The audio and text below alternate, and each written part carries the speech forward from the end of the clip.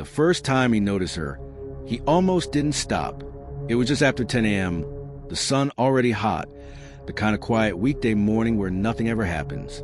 He was halfway down Willow Creek Lane when he saw her, small, barefoot, sitting on the front porch of a pale blue house. She was crying, not loud, not dramatic, just quietly, head down, shoulders shaking, like she'd been there a while. He told himself it was none of his business. Kids cried all the time. Parents yelled. Life moved on. But when he drove past that same house the next day, and the next, and the next, and the girl was still there, crying the exact same spot, at the exact same time, that's when everything changed. Because what the hidden camera would later reveal wasn't just neglect. It was something far darker.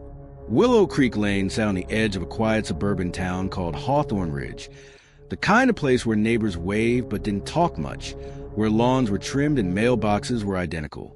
No one locked their doors during the day. No one expected trouble. The blue house was number 417. It belonged to Marissa Hale, a 32-year-old single mother who'd moved in 2 years earlier with her daughter, Lily, age 7. Marissa kept to herself. She worked from home, rarely attended neighborhood gatherings, and politely declined invitations with a tired smile. Lily, on the other hand, stood out. She was small for her age, pale, quiet, and every weekday morning, right around 10 a.m., she sat on the porch and cried. The neighbors noticed, but no one said anything. Everyone assumed someone else would step in. Everyone was wrong. Daniel Reyes had been delivering mail for 15 years. He'd seen it all: angry dogs, broken families, foreclosure notices, love letters, final goodbyes. But something about Lily felt different. She never waved back, never moved, never looked up, just sat there, knees pulled to her chest, tears silently falling onto the wooden porch boards. The first time he asked if she was okay, she didn't respond. The second time, she flinched. The third time, she whispered, barely audible, "I'm not supposed to talk." That sentence stayed with him. By the end of the second week, Daniel started keeping track. Same time, same spot, same expression, no visible adult nearby. The front door always closed, the windows always shut, and no sounds from inside the house. On the 15th day, Daniel made a call. The police report was short. Child observed crying daily on porch. No immediate signs of distress upon arrival. Officers knocked. Marissa answered calmly, smiling, apologetic. "She's just emotional," she said. "Big imagination. She cries when she doesn't get her way." Lily stood behind her, silent, eyes down, hands clenched into fists so tight her knuckles were white. The officers asked Lily if she was okay. She nodded. They left. Daniel watched from across the street, unease crawling up his spine. Because Lily never cried when the police were there. She only cried when she was alone. Daniel began adjusting his route. He slowed down near 417. He noticed things others hadn't. The porch door was locked from the outside.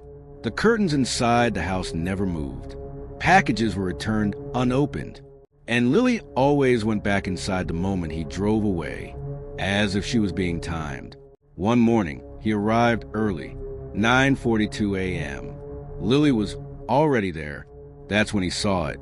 A small black object mounted just inside the porch light. A camera, pointed directly at Lily. At first, Daniel told himself it was a security camera. Plenty of people had them. But the angle was wrong. It didn't face the street. It didn't face the yard. It faced the chair Lily sat on, perfectly framed, like someone wanted to watch her cry. That night, Daniel couldn't sleep. He replayed Lily's words in his head. "I'm not supposed to talk." The next morning, he did something he'd never done before. He knocked on a neighbor's door. Evelyn Moore, 68, lived across the street. She'd noticed Lily too. "She sits out there every day," Evelyn said quietly. "Same time. I thought maybe it was a punishment." Daniel asked about Marissa. Evelyn hesitated. "She has a boyfriend," she said. "Name's Caleb. Comes and goes. Parks around the corner." Daniel felt a chill. "Does he have kids?" No. That night, Daniel filed a second report. This time, he mentioned the camera. Child Protective Services intervened. They seized the footage. What they found shocked even seasoned investigators. The camera recorded audio. Every day at 9:55 a.m., Marissa's voice could be heard. You know the rules. Then Lily was escorted outside. The door locked behind her. The crying started almost immediately. But what came next? That was the real horror. A voice from inside the house. Not Marissa's. Caleb's. Mocking her. Taunting her. Telling her to cry louder. Telling her she deserved it. And worst of all, he was recording it. Saving it. Labeling the files. Detectives dug into Caleb's past. What they found was disturbing. Prior allegations. Dismissed cases. Online aliases linked to dark forums. And a hard drive hidden in his car. Full of videos. Not just of Lily, but of other children. Children who cried. Children who begged. Children who were punished for disobedience. Caleb wasn't just watching. He was building a collection. Marissa claimed ignorance. She said she thought the camera was for discipline. That, Caleb told her, would toughen Lily up. But the messages told a different story. Texts, emails, instructions. She knew. She let it happen. Caleb was arrested first. Marissa followed days later. Lily was removed from the home that same night. Daniel watched as social workers carried her out. For the first time, she wasn't crying. The courtroom was packed. The footage was never shown publicly, but descriptions alone were enough to make jurors cry. Caleb showed no remorse. Marissa broke down repeatedly. Experts testified about psychological conditioning, about forced emotional responses, about trauma that lasts a lifetime. The verdict was swift. Caleb, life in prison. Marissa, 25 years. The town of Hawthorne Ridge changed. Neighbors stopped assuming. Schools introduced new reporting policies. Cameras were scrutinized. Silence was no longer an option. Daniel Reyes received a commendation. He didn't keep it. He gave it to Lily. Lily was placed with a foster family. Then adopted. She started speaking again, laughing, drawing pictures of dogs and mail trucks. She still cried sometimes.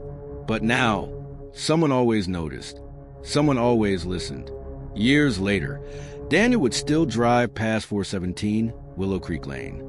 The house was empty, boarded up, a quiet reminder of what can happen when pain is ignored and what can be saved when one person decides to look twice. Because sometimes, the most terrifying crimes aren't hidden in shadows. They're happening right in front of us, in broad daylight, waiting for someone to care. The trial ended. The town exhaled. News vans packed up. Headlines faded. Hawthorne Ridge returned to its quiet routines. But one question lingered in the minds of the detectives who worked the case. Why the porch? Caleb had a basement. He had soundproof rooms. He had places no one would ever see. So why force Lily to cry outside, in plain view, where strangers could pass, where anyone might notice? The answer came months later, buried inside a forensic psychology report. Caleb wanted witnesses, not to stop him, but to ignore it, because to him, silence was indifference. Silence was participation. Court-ordered evaluations revealed something chilling. Caleb wasn't motivated by chaos. He was motivated by control through normalization. According to experts, he believed that if a child suffered openly and no one intervened, it proved the world agreed with him, that Lily's pain was justified, that society had approved. Each day she cried on that porch and no one came, that was reinforcement. And the mailman noticing, that almost ruined everything. Investigators reopened old tips connected to Caleb. They found reports from 3 other towns, 3 other children, different houses, different caregivers, same pattern, forced isolation, recorded emotional distress, public exposure disguised as discipline. Each case had been dismissed. She looks fine. The child didn't say anything. There's no visible harm. The system hadn't failed once. It had failed repeatedly. Public opinion initially painted Marissa as weak, manipulated, another victim. But prison interviews told a darker story. Marissa admitted she noticed cameras angle early on. She admitted she heard the recordings. And she admitted something else that chilled investigators. She cried less when I didn't check on her. Marissa had begun to associate Lily's silence with peace, not safety. Peace. That revelation changed how neglect cases were prosecuted statewide. During evidence review, detectives found one final file, unlabeled, corrupted, recovered by chance. The footage showed Lily on the porch, not crying. She sat still, expressionless, staring straight into the camera. Then, softly, "If I don't cry, can I come inside?" There was no response. She waited. 10 minutes. 20. Eventually, the tears started again. That clip was never shown in court. Some evidence was simply too heavy. Daniel Reyes struggled afterward. He replayed the early days over and over. What if I'd stopped sooner? What if I'd knocked again? Survivor's guilt doesn't belong only to survivors. It belongs to witnesses too. He took a temporary leave from work, started therapy. But one day, he received a letter, crayon handwriting, misspelled words, a drawing of a mail truck with a heart. It said, "Thank you for seeing me." Daniel framed it. Lily's adoptive parents didn't change her name. They let her keep it because they said it survived. She attended therapy twice a week. Nightmares were frequent at first. Porches terrified her, so they built her a backyard deck instead, one she could step onto by choice. Control mattered now. She learned piano. She learned to swim. She learned that crying didn't make her disappear. For 17, Willow Creek Lane became a problem. No one wanted to buy it. Kids dared each other to ring the doorbell and run. Eventually, the city demolished it. No ceremony, no plaque, just empty land. Grass grew, and for the first time in years, nothing watched. Lily's case was cited in a statewide child welfare reform. New laws passed. Repeated public distress now triggered mandatory review. Cameras aimed at children required disclosure. Anonymous reporters gained protection. One mailman's concern became precedent. Years later, Lily agreed to one interview. Her face wasn't shown. Her voice was older, stronger. She said something that stuck with millions of viewers. "I didn't cry because I was sad. I cried because it was the only time someone looked at me." The interviewer paused. So did the audience. Caleb was attacked twice in custody, transferred facilities, placed in isolation. Psychologists noted his distress increased when ignored. No audience, no reactions, no control. The thing he craved most was finally gone. During a routine audit, authorities discovered something unexpected. One of the early neighbors, someone who had seen Lily crying, had installed curtains specifically so they wouldn't have to look anymore. They weren't charged, but the revelation sparked a national conversation. Sometimes cruelty is an action. It's turning away. Today, Daniel still delivers mail. Different route, different town. But when he sees a child sitting alone too long, he stops, he asks, he waits. Because evil rarely announces itself loudly. Sometimes it just sits quietly on a porch, crying, and waiting to see if anyone cares.